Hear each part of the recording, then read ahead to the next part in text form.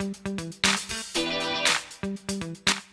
guys! So welcome again to my channel. So remember, sa vlog number 2 ko, sa part 1, didiscuss ko sa inyo kung ano yung radiographic contrast. And then sa part 2 naman, didiscuss ko sa inyo kung paano nabubuo ang contrast.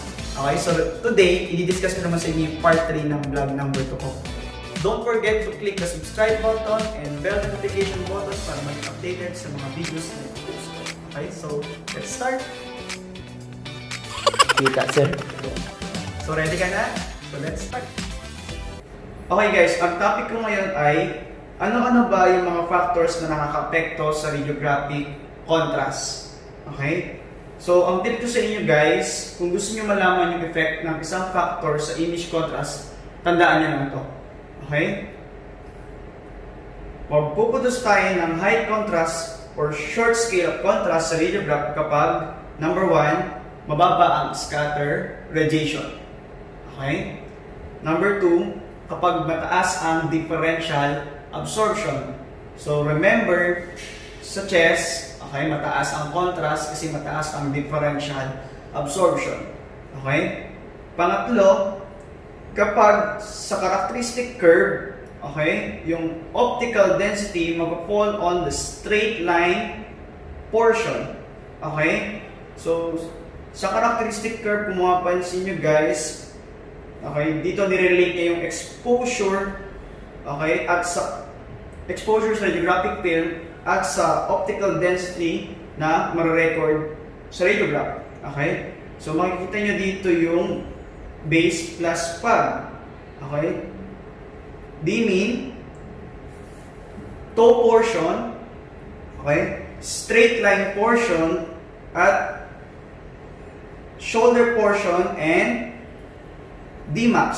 Okay? So, hindi ko muna didiscuss ang full details ng characteristic curve kasi hindi ito yung focus ng discussion ko ngayon. Okay? So, i-discuss ko ito sa mga susunod na vlog. Okay? Kasi nirequest ito ni Geoffrey Elka. Okay? So, pero tandaan nyo lang na kapag ang optical density ay nasa toe at shoulder portion ng characteristic curve, okay, ang contrast ay mababa.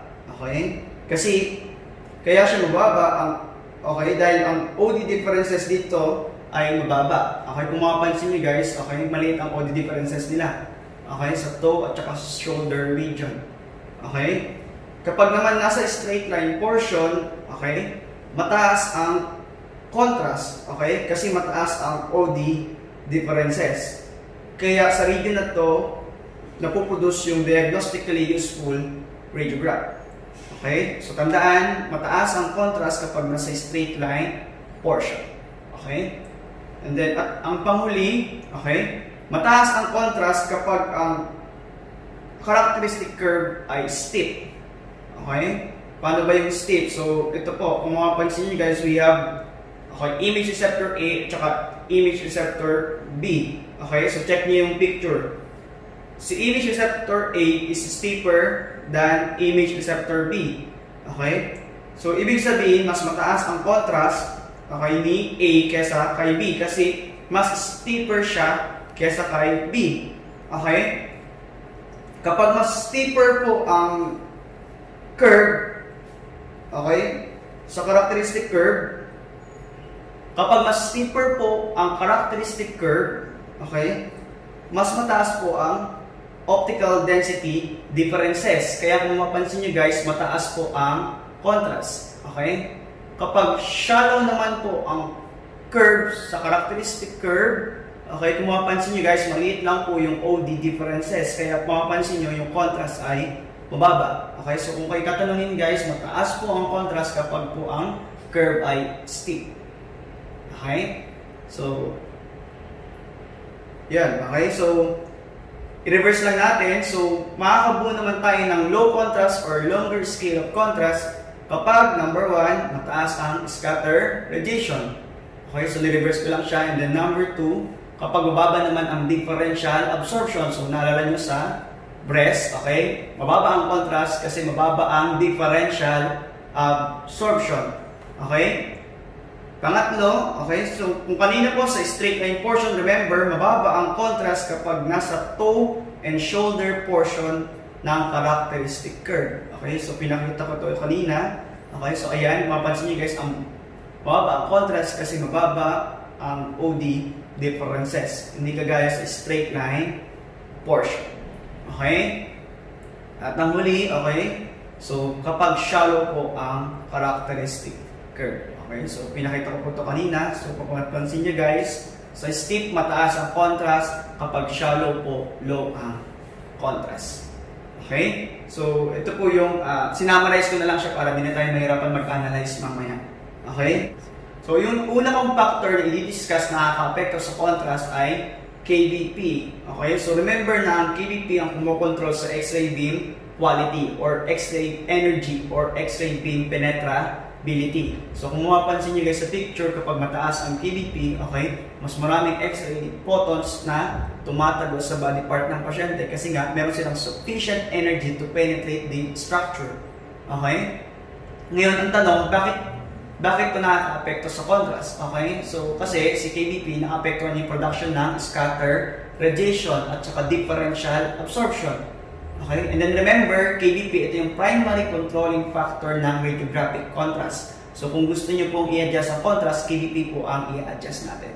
Okay? So, paano nga ba nakaka-apekto ang KVP sa contrast? Okay? So pag gumamit ka po ng high KVP, okay, yung energy ng beam tumataas. Ibig sabihin, nagiging more penetrating. Okay? So, what will happen to your differential absorption? Okay, syempre, babagsak. Okay? Kasi ang relationship ng KVP at saka differential absorption, remember sa mga previous discussion ko, okay, are inversely proportional. Okay? Kaya babagsak po ang differential absorption.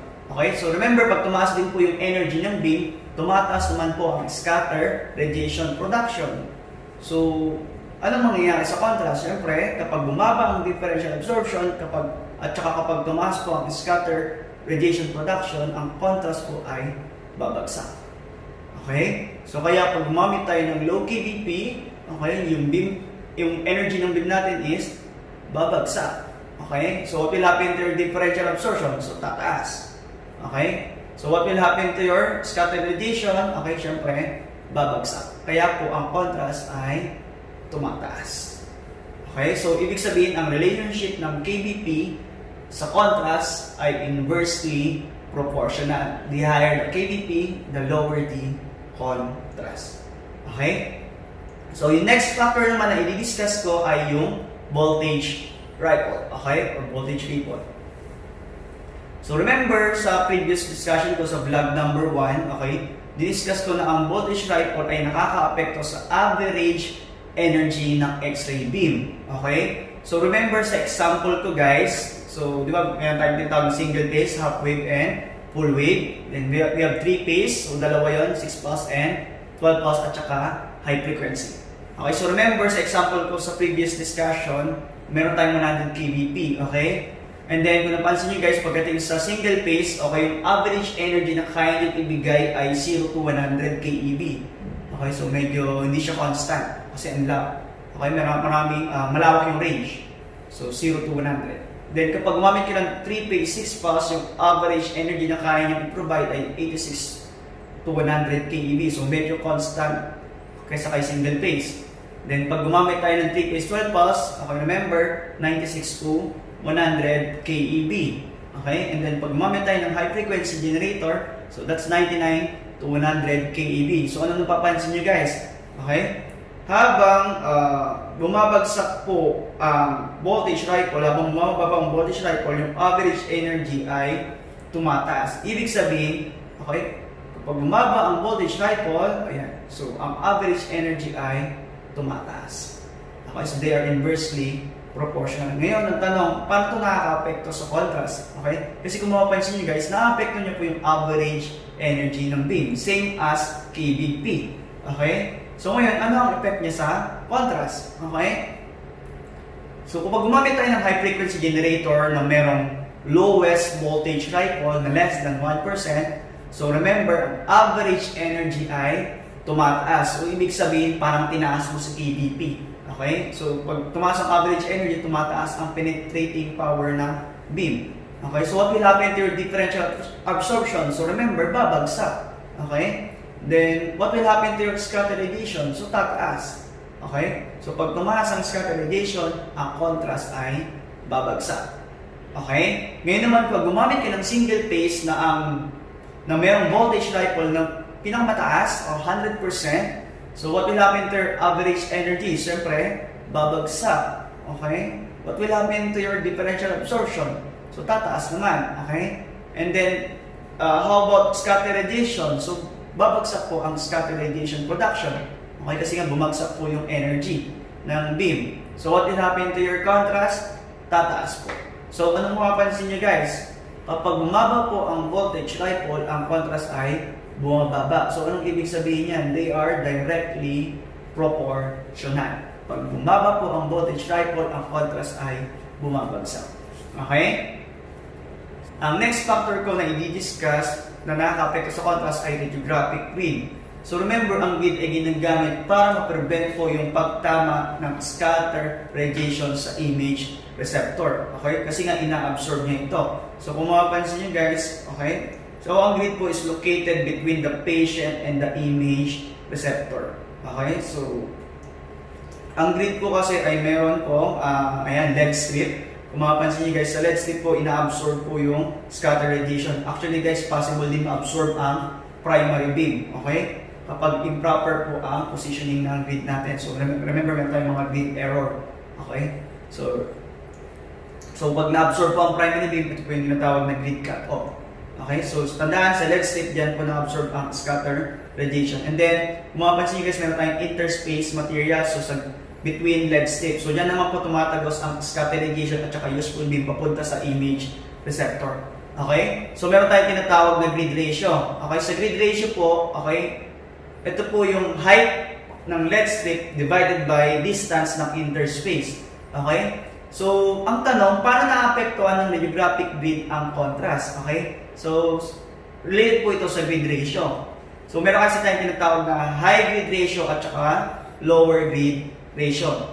Okay, so tandaan nyo lang guys na kapag ang grid ratio ay mataas, ang interspace material po is narrow. So maliit lang.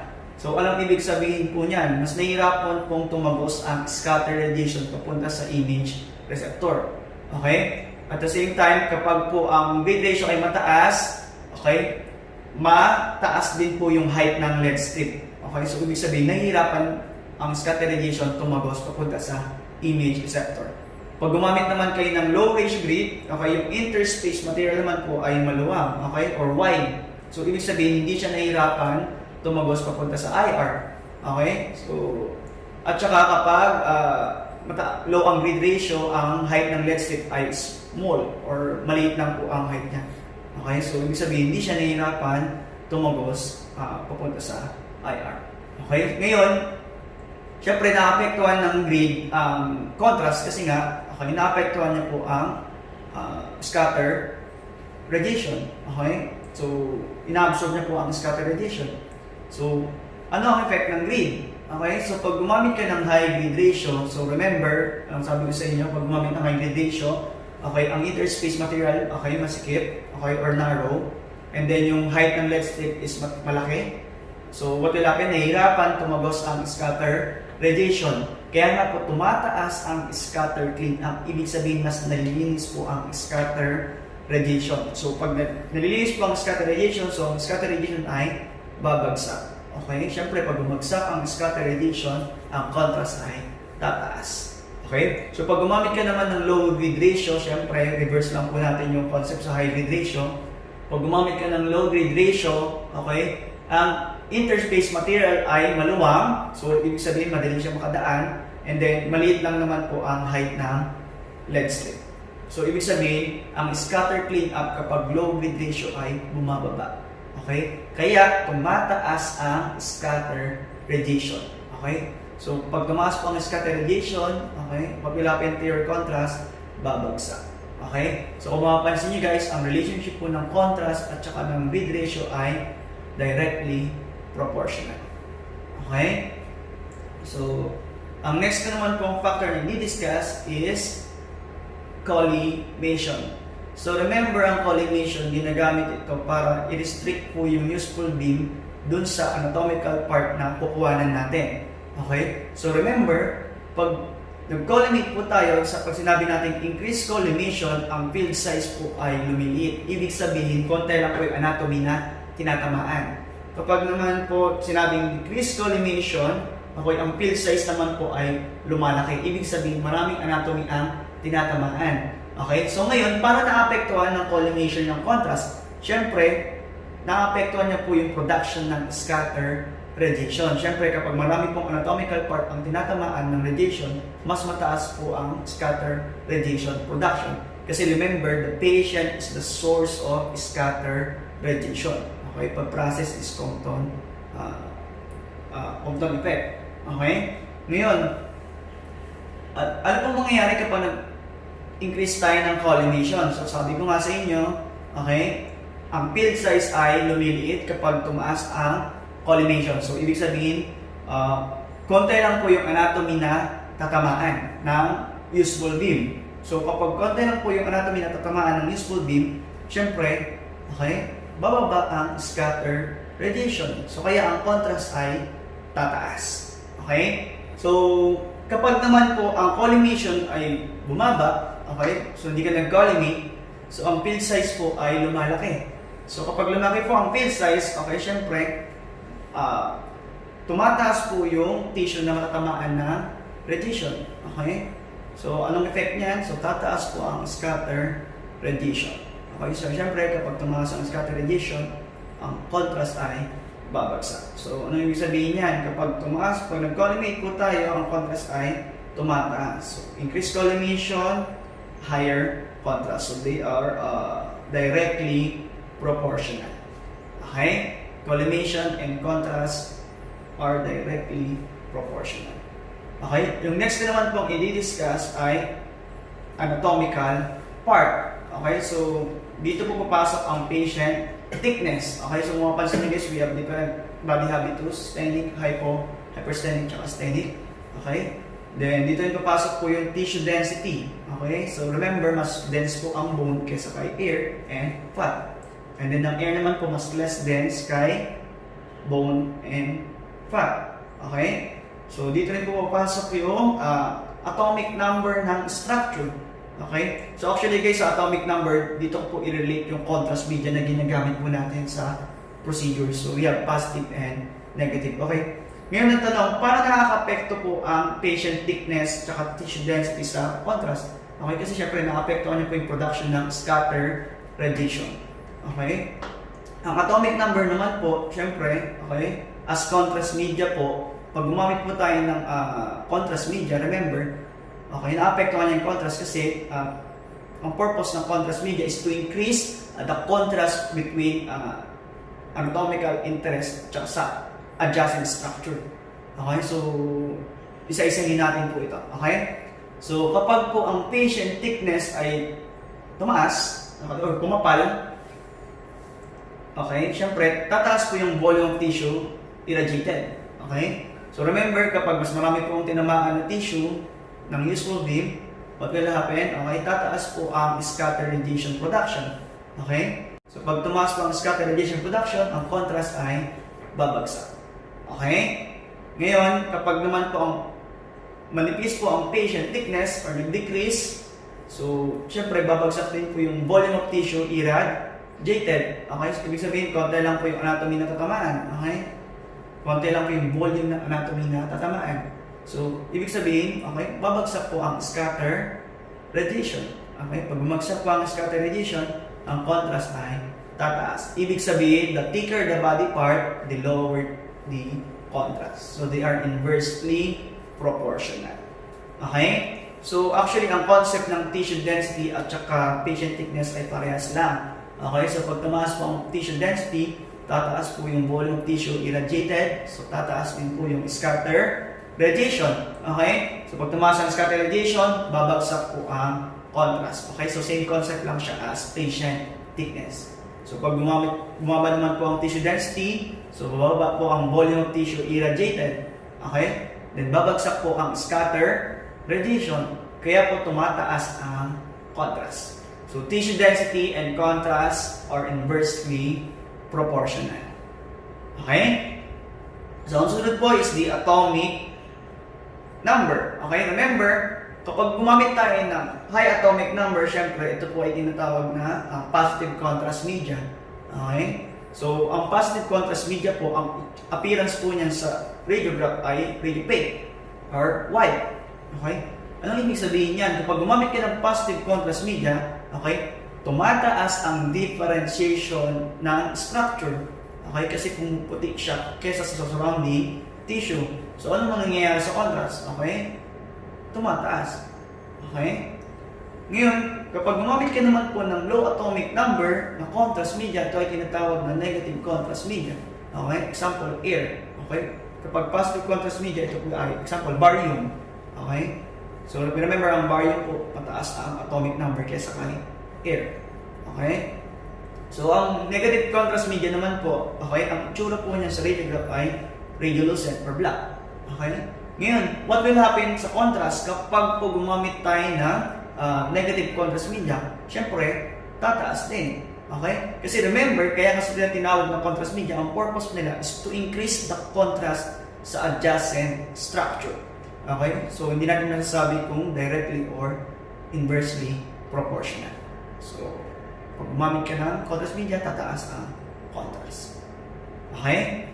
So, ang next ko naman pong i-discuss ay filtration. So, remember, ang filtration naman po ay ginagamit to absorb soft X-ray. Soft X-ray or low energy X-ray or long wavelength X-ray. Okay? So, remember kasi yung useful beam po, guys, okay? Pag naproduce po kasi sa X-ray tube po, okay? Ang characteristic po ng X-ray beam natin or useful beam natin ay heterogeneous or polychromatic. Ibig sabihin po, it composed of different types of energy. So, we have low energy and high energy. Okay, so remember sa production po ng radiograph, hindi po natin kailangan ang low energy. Okay, kasi ang low energy po, guys, nagko-contribute sa patient dose. Ang kailangan po natin for image production ay yung high energy beam. Okay, ngayon, kaya tayo gumagamit ng filter. Okay, so example is aluminum filter. Ito po yung most commonly used filter material. Okay, so anong ginagawa ni aluminum? So ina-absorb niya po ang low energy. So ibig sabihin, pag in-absorb ko ang low energy, ang inaalaw nilang tumagos ay yung high energy beam. Kaya nga po, ang filtration is also known as beam hardening. Okay? So, what will happen? So, paano niya naapektuhan ng contrast? Okay? Siyempre, sa filtration, naapektuhan niya ang contrast kasi nga po, naapektuhan niya yung average energy ng beam natin. Okay? The same as KVP and voltage ripple. Okay? So, ngayon, ano po ang relationship ng filtration sa contrast? Okay? So, pag kumapal po ang filter material na ginamit natin, okay? So, what will happen sa low energy beam? Siyempre, babagsak po. Okay? Ibig sabihin, mas maraming ma-absorb na low energy pag kumapal po ang filter.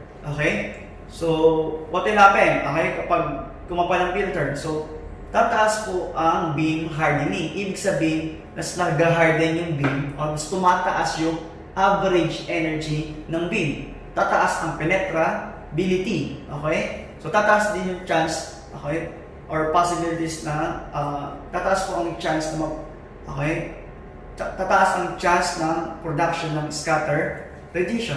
Okay? So, what will happen pag tumaas ang beam energy? So, bababa po ang differential absorption. So, remember, kapag bumaba po ang differential absorption, okay, ang contrast ay bumabagsak. Okay?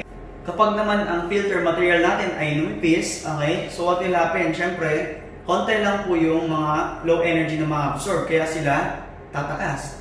Okay? So, pag tumaas po, pag lumipis po ang filter natin, so ang average energy po ay babagsak. So, kaya babagsak po ang beam hardening.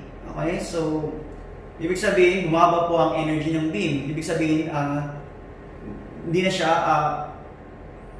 naging less penetrating po ang beam natin. So, ibig sabihin, okay, what will happen to your differential absorption? So, tataas po ang differential absorption.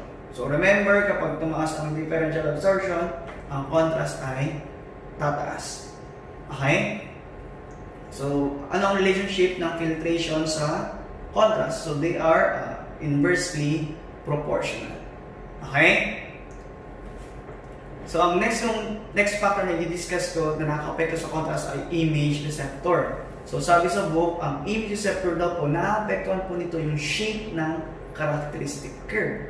Okay? So paano? Okay? So remember sa characteristic curve, sinabi ko na sa inyo kanina, may toe, okay? May straight line portion at saka may shoulder. Okay? Then meron tayong Dmax at saka Dmin. Okay? Anong sabi ko sa inyo kanina guys, kapag po ang shape ng characteristic curve ay steep, okay, ang nangyayari sa contrast, tumataas. Okay?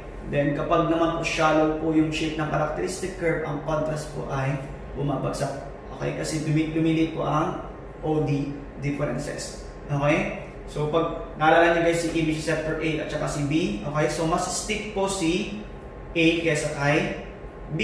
Okay? Si B is shallow lang po yung curve niya. Okay? Ngayon, bakit mataas po ang contrast kay A? Sabi ko nga sa inyo kanina, okay? Mataas po ang OD differences kapag steep po yung characteristic curve. Okay? Kung mapapansin nyo guys, kaysa kapag shallow po ang characteristic curve. So, small lang yung OD differences niya. So, pag tinanong kayo, saan mataas ang contrast? Siyempre, kapag mas steep po ang characteristic curve. Okay? So, ngayon, pag gumamit daw po tayo ng screen field, ibig sabihin, combination ng intensifying screen at saka radiographic field. Okay? Sabi sa book, okay, ang curve daw po is nagiging steep. Okay? Ibig sabihin, pag gumamit tayo ng screen field, okay, tumataas po ang OD differences. Okay? Ngayon, pag tumaas po ang OD differences, okay, tumataas po ang contrast. Okay, remember, kapag steep ang curve, ang contrast ay tumataas kasi mataas ang OD differences. Okay, sa direct exposure film naman daw, okay, pag sinabi direct exposure film, non-screen film, so walang intensifying screen, okay, ang curve naman daw po ay shallow. Okay? Remember, kapag shallow yung curve, kung napansin niyo po kanina, yung OD differences ay bumababa. Okay? So remember, pag bumababa ang OD differences, ang contrast ay bumababa. Okay? So tandaan, kapag gumamit ka ng screen film, okay, steep ang curve, mas mataas ang contrast. Kaya pag tinanong kayo guys, sino mas mataas ang contrast? Screen film versus direct exposure film? Ang sagot po ay screen film. Okay? So, okay, another concept, so meron tayong tinatawag na fast screen, yung rear earth. Okay? So sabi naman sa book, kapag gumamit daw naman tayo ng faster screen, okay, kumpara sa slow screen, okay, ang curve daw po ay nagiging steep. Okay? So again, pag naging steep ang curve, tumataas ang OD differences. Okay? Kapag tumataas ang OD differences, ang contrast ay tumataas. Kapag daw gumamit naman tayo ng slow screen, okay, example, calcium tungstate, okay, ang curve naman daw po ay nagiging shallow. Okay? Kapag shallow po yung curve, remember, ang OD differences ay lumiliit. Kaya po ang contrast ay bumabagsak. Okay? So, anong ibig sabihin yan? Anong relationship ng screen speed versus contrast? Okay? So, they are directly proportional. So, the faster the screen speed, the higher the contrast. Ibig sabihin, pag tinanong kayo, saan mas mataas ang contrast? Rare earth or calcium tungstate? The answer po is rare earth. Okay? And then, so yung last factor na i-discuss ko na nakaka-apekto sa contrast ay developer time, temperature, and replenishment rate. Okay? So sabi sa book, naapektuhan din daw nito yung shape ng characteristic curve. Okay? So tingnan natin kung paano yung naapektuhan po ang shape ng characteristic curve. Okay? So pag tumaas daw po yung developer time, temperature, and replenishment rate beyond optimal, ibig sabihin wala ka po sa normal range. Okay? Ito po yung mangyayari. Okay? Tataas po ang chemical fog. Okay? So, bakit po tataas ang chemical fog? Okay? So, remember kasi pag tumataas po ang developer time, temperature, and replenishment rate, tumataas po ang developer activity.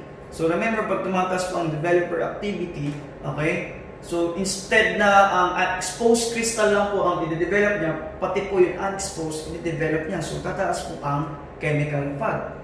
Okay? So, what will happen kapag nagkaroon tayo ng chemical fog? Okay, ang curve po ay magiging shallow. Okay, remember kapag shallow po yung curve, okay, ano nangyayari sa contrast? Okay, bumabagsak. Okay, kasi nga po lumiliit po yung OD differences. Okay, another concept, okay, kapag tumataas po ang developer time, temperature, and replenishment rate beyond optimal, okay, tumataas po ng sobra ang optical density. Okay, so remember, sa characteristic curve, meron tayong toe portion at saka shoulder portion. So remember, sa toe portion po, dito po is low optical density. Okay, very low optical density. Ibig sabihin, okay, underexposure po yung region sa toe. Okay? Pag sinabi naman pong shoulder, okay, dito po mataas po yung optical density. So ibig sabihin, overexposure. So kapag po ang OD is sobrang taas, mag-fall po siya sa shoulder portion ng characteristic curve. Okay, anong sabi ko sa inyo kanina? Sa toe at saka sa shoulder portion ng characteristic curve, okay, lumiliit lang po ang OD differences. Okay? So pag lumiliit po ang OD differences, okay, ano nangyayari sa contrast? Bumabagsak. Okay? So kapag naman po ang developer time, temperature, and replenishment rate ay bumabagsak beyond optimal, beyond the normal range, okay, what will happen? Okay? Yung OD naman po is sobrang bumababa. So, saan siya mag-fall? Okay? Yung optical density, mag-fall po siya sa toe portion ng characteristic curve kung saan po ang contrast ay mababa. Kasi maliit po ang OD differences.